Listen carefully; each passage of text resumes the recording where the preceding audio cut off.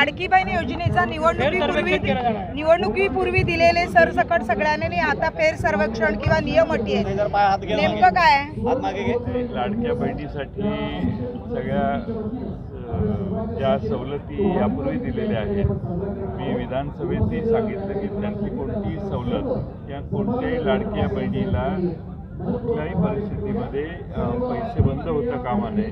ज्या काही निकष लावायचे ते इथून पुढं ज्या नवीन बहिणी ॲड होतील त्यांना लावाव्यात.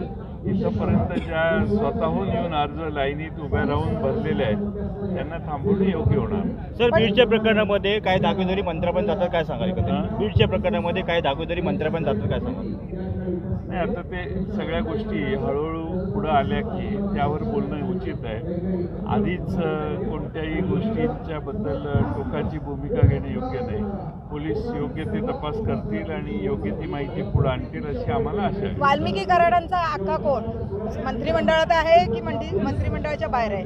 ते ज्यांनी आका हा शब्द रूढ केला त्यांना विचारा, मला माहित नाही ते कोणाचं नाव घेऊन बोलतात. देवेंद्र फडणवीस विधानसभा निवडणुकीनंतर महाविकास आघाडीतील अनेक नेते असतील किंवा जे पराभूत उमेदवार आहेत त्यांच्यामध्ये कुठेतरी नाराजीचा सूर दिसतोय.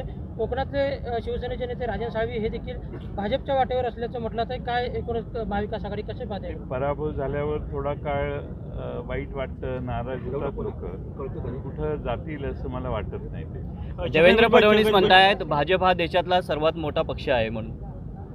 अर्थात संख्येप्रमाणे तोच मोठा आहे ना. तो काय महाराष्ट्रातही मोठा झाला आहे आणि भारतातही मोठा झाला. जगदीपांचं असं म्हणणं येते दोन्ही पवारांनी एकत्र यावं, काय वाटतं? ते काय नक्की म्हणते मला माहित नाही, मी बघून सांगेन तुम्हाला. मराठा समाज आणि वंजारा समाज वाद होऊ शकतात असं एकंदरीत वाटतंय, काय सर? होऊ नये तसा प्रयत्न सर्वांनी केला पाहिजे. कुठेही टोकाची भूमिका जातीसाठी आणि जातीवरून घेण्यात येऊ नये याची काळजी सगळ्यांनीच घेतली पाहिजे. सर, राज्यात सगळं ऑलवेल आहे, राज्य योग्य पद्धतीने चाललंय असं आपल्याला वाटतं?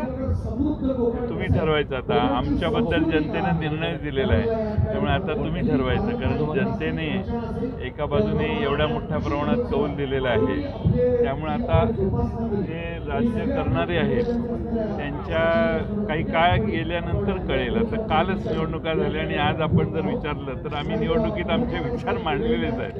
त्यामुळे आता नव्याने विचार मांडायला काही घटना व्हाव्या लागतील, त्यानंतर पाहू. साहेब, अजित पवार आणि शरद पवार एकत्र यावे अशी चर्चा सुरू आहे. साहेब साहेब साहेब पाटील साहेब पाटील साहेब पाटील साहेब पाटील साहेब पाटील साहेब पाटील साहेब पाटील साहेब पाटील साहेब पाटील साहेब पाटील साहेब पाटील साहेब पवार साहेब आणि अजित पवार साहेब एकत्र यावे असे सगळ्यांचं मत आहे, आपलं काय मत आहे? मी त्याच्यावर काही मत व्यक्त करणं योग्य नाही. लोक बोलतात वेगळे, लोकांच्या अटकळी आहेत, त्यामुळं लोक म्हणतात. माझं त्याच्यावर काही मत नाही. सर, राष्ट्रवादीत फूट पडल्यानंतरचे भुजबळ साहेब सर राष्ट्रवादीत फूट प्रदर्शन अतिशय उत्तम आहे आणि अतिशय चांगल्या दर्जाचं प्रदर्शन या ठिकाणी आमचे प्रशांत यादव यांनी उभं केलेलं आहे. 9 तारखेपर्यंत चालणार आहे. त्याचा लाभ कोकणातल्या आणि खास करून रत्नागिरी जिल्ह्यातल्या सगळ्यांनी घेतला पाहिजे. अतिशय आधुनिक अशा व्यवस्था या ठिकाणी दाखवण्यात आलेल्या आहेत. शेतीचे नवे प्रयोग दाखवण्यात आलेले आहेत.